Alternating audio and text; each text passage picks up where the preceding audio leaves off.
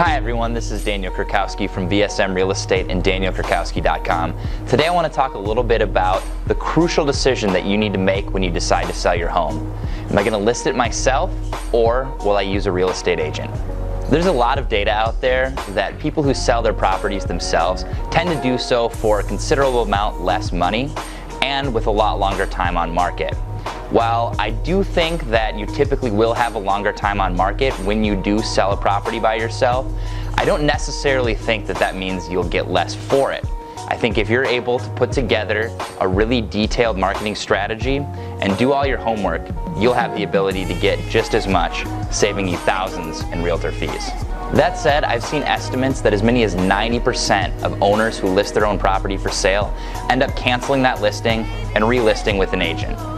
Which actually makes sense if you consider the fact that most buyers already have their own agent.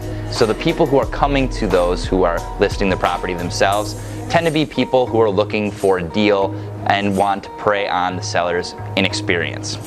If you do decide to list the property yourself, the things that I would make sure that you have are, number one, a good idea of what the property's value is. You don't want to sell it or list it at a price that's too high or too low. You also want to make sure that you have a clear marketing strategy going forward.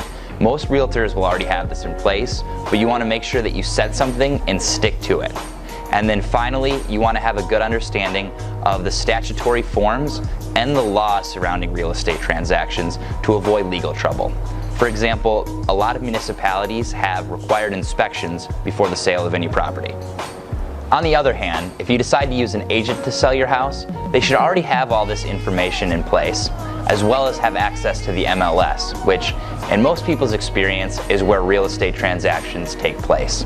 They should also be able to give you some specific guidance based on your property in terms of what type of improvements you can make in order to maximize your return on the property's sale.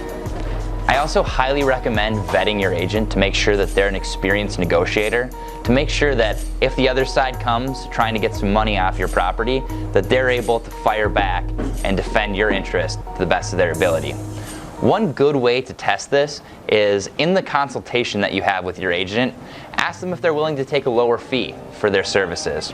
If they are and you go back and forth, they're probably not a very good negotiator. Whether you decide to sell your property by yourself or to use an agent, I wish you the best of luck getting your property sold as quickly as possible for the most amount of money possible. If you have any questions or would like to follow up or learn more, please go to my website at danielkurkowski.com, where you can easily fill out a contact form or request more information. Thanks, and I hope to hear from you soon.